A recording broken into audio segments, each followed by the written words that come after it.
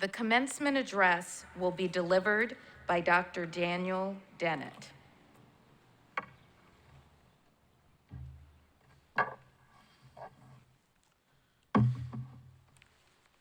Hello.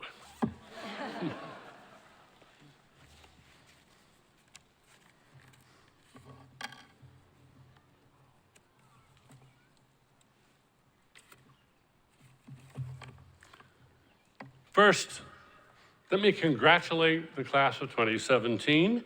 You're on your way, and I wish you all success and happiness.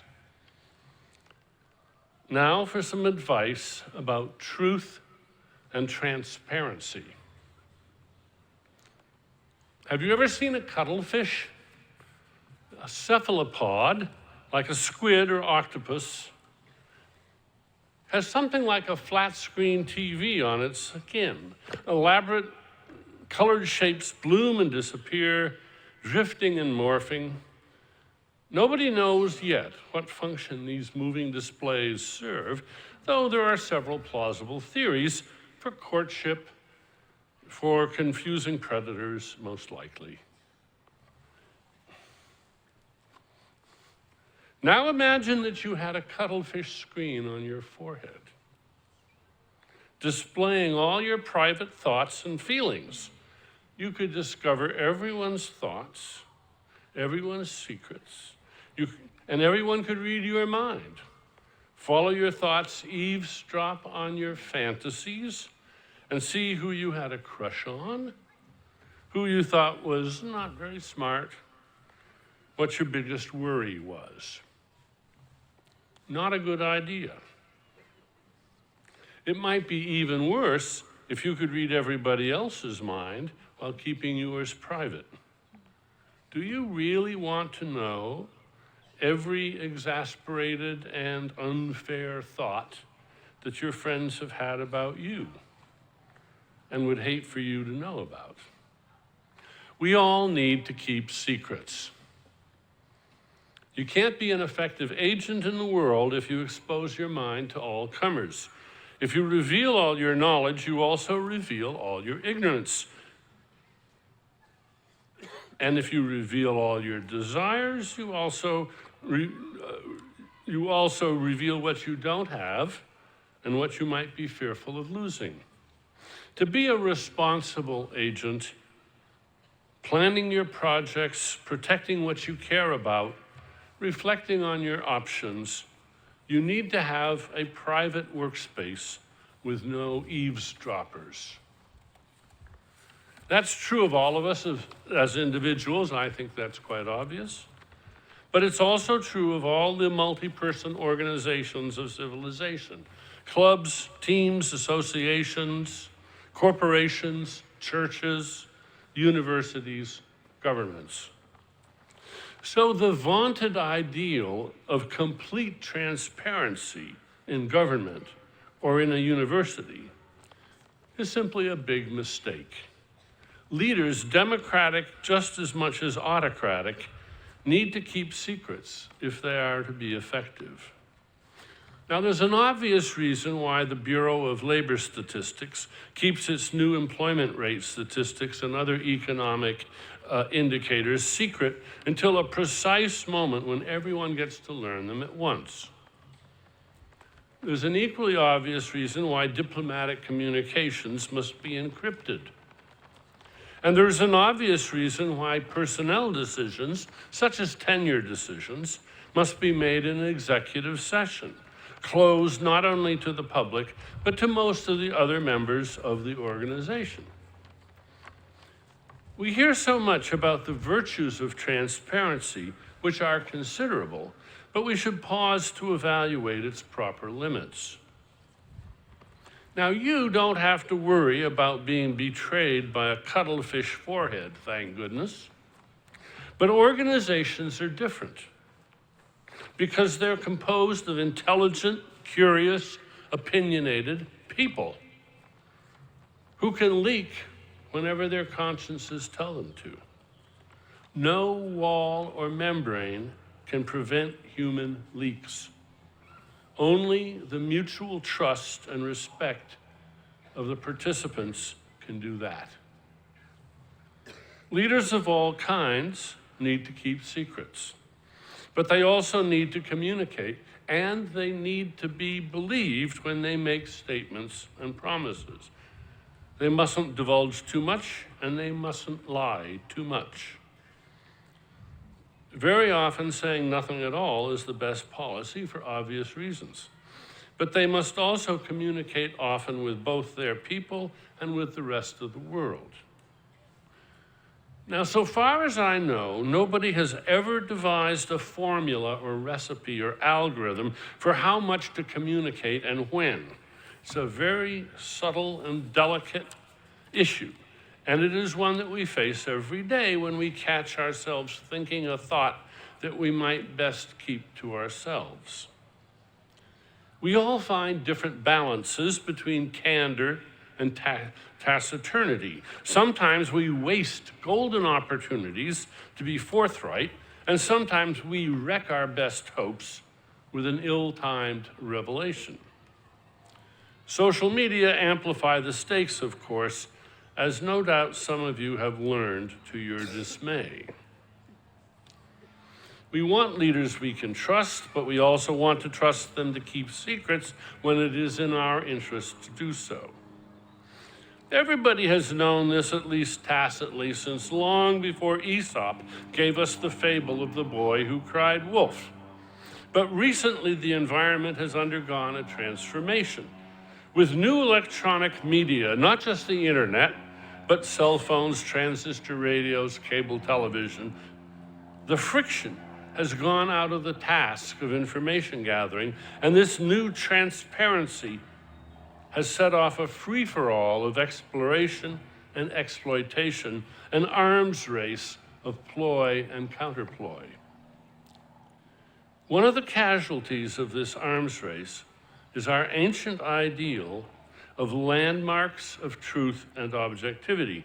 We used to treat some sources as authorities, taking their word as gospel, a phrase that nicely reminds us that the original authorities were religious leaders, or leaders sanctioned by local religions. Now, since the 17th century, science, including all the varieties of systematic rational inquiry, such as history and anthropology and even economics, has gradually supplanted religion as our highest authority. Well, has it really? Well, the Vatican asks scientists to determine the date of the Shroud of Turin, but the National Academy of Science will never ask for supporting opinions from the Baptists or Buddhists or Hindus. The idea of a newspaper of record, such as the New York Times or BBC World News, is now losing its consensus in the world, and we have become warier, thanks to occasional overreaching by the authorities, and even more by attacks on the authorities by their enemies. Are we being told the truth, or are we being played, seduced, nudged? We have had our trust betrayed so often that we tend to think that only the direct testimony of our senses is worth relying on, but that too is being eroded by science and technology. Is this photographic evidence a fact, or a bit of undetectable computer graphics fiction? It is now possible to create uncannily lifelike, high-resolution video fantasies of, say, Marilyn Monroe having a conversation with Justin Bieber. The golden age of photographic evidence in courts of law is perhaps about to end. As usual with arms races, both in human warfare and in evolution, advances in offense are cheaper than the defensive responses to counter them.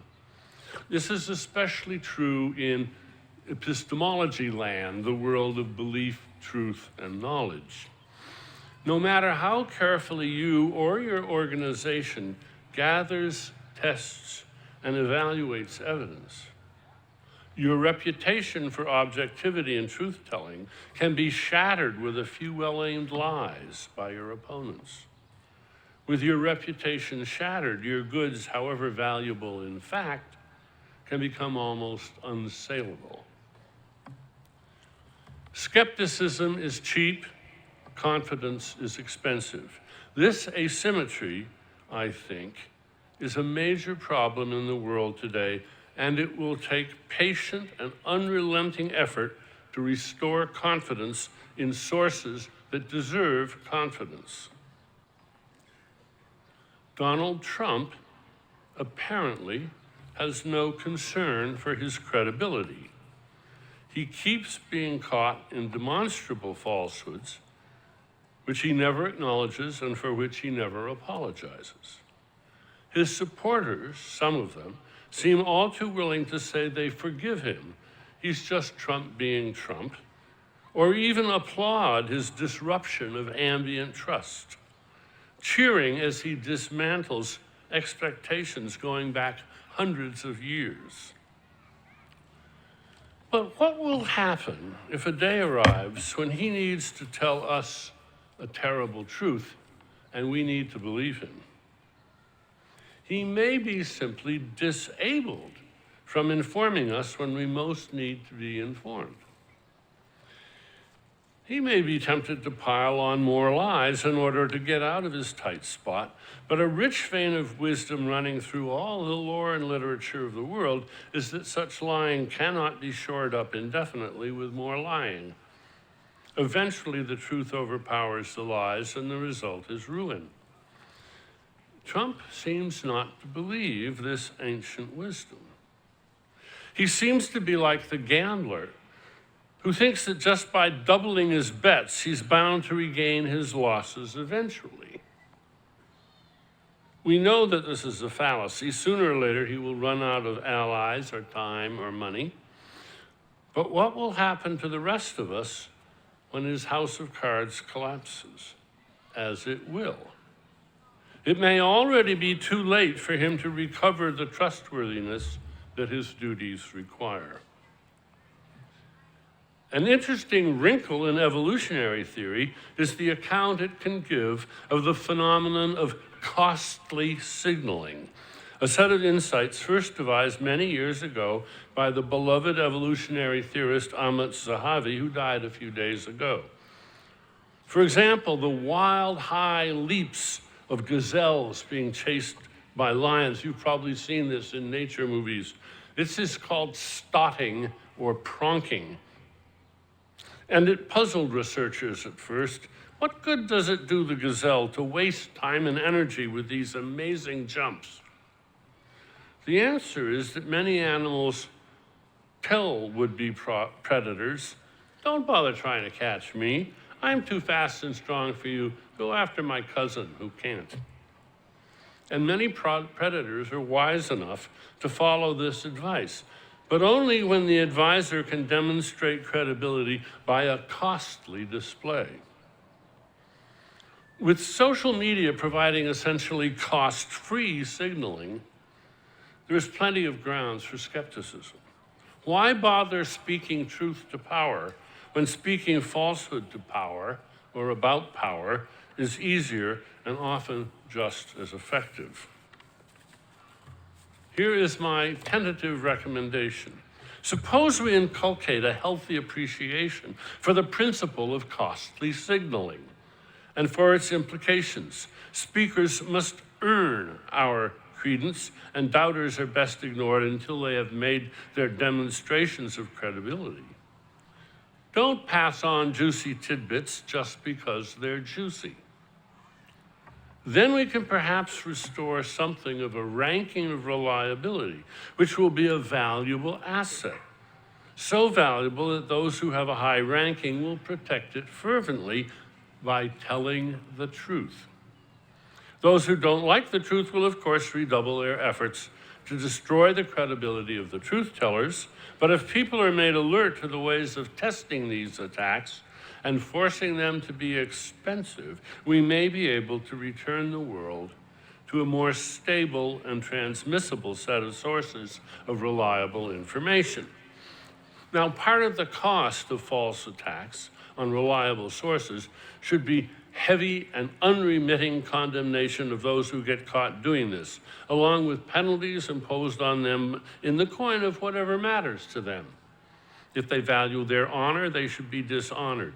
If they value prestige, they should be ridiculed and belittled. If they value privacy, they should be exposed. We must protect freedom of speech. Let people speak their minds, but then do not hesitate to criticize them for spreading falsehoods. Now, this is not easy advice to follow. During the Vietnam War, I was an ardent anti-war activist, and I confess that I never solved the problem of whether to call out anti-war leaders when they occasionally uttered manifest falsehoods, or to zip up my lip for the good of the cause. I did a little private chastising and a lot of public silence. I don't know to this day whether the cohesion and effectiveness of the anti-war movement was worth the exaggeration and outright falsehoods that we never corrected. I dare say many people today face the same dilemma. And we should all acknowledge it and recognize that people may have sincere and not dishonorable reasons for declining to acknowledge the unreliability of their leaders. It's a nasty bind to find yourself in. Now, if you think I made a mistake with my silence in the Vietnam War era, ask yourself who is making the same mistake or worse today. In any case, what can we do to improve the situation? Just as we have raised the national consciousness to the threat of air pollution, we now must raise the national consciousness to the various threats of information pollution. And we should not expect any policies to be self-sustaining. For instance, the ploy of patiently building reputation in order to exploit it later in a master stroke of deception will always be attractive to some. And the internal security of organizations will always be vulnerable to moles. Once we set aside the impossible and indeed undesirable ideal of total transparency, we can start rebuilding islands of reliable, because readily testable, trust. And the base camp, interestingly enough, is not the personal certainty sought by the philosopher René Descartes, who tried to argue that his own clear and distinct ideas could not themselves be in error. Our eyes and ears can fool us, as we now know better than ever. As close as we can get, probably, is the trust of companions, friends, or family. What is the first thing you would do if you were walking in a dark place with a friend and had a close encounter of one kind or another? You would turn and ask, "Did you just see what I just saw?" And if you had a second companion, the question would be even more valuable, since as every sea captain has appreciated for several hundred years, you need to take 3 chronometers on your voyage, not just 2. Since that way, when there's a disagreement, you can go with majority rule. You are wise not to always trust your own judgment about crucial issues, but you will have to choose your consultants with great care. You should cultivate the habit of asking your best friends, "What are your sources?" and expecting an answer. And you should cultivate the reciprocal habit of not being offended when your friends ask you the same question. Experience can build mutual trust, and giving up a little of your privacy and autonomy to join a small community of confidants is well advised. These islands of trust already exist by the hundreds and thousands in local communities and larger political units where public servants and private citizens have earned the respect of their neighbors and fellow citizens for their knowledge and honesty. What we need to do is enlarge those islands patiently building from small to large, creating resilient webs of trust to replace those that have been dissolving in the onslaught of the new media that tend to make the whole world transparent. We should guard our precious credibility with zeal and should settle for knowing less than everything about everything, but knowing enough to make informed choices the foundation of democracy. Thank you for your attention.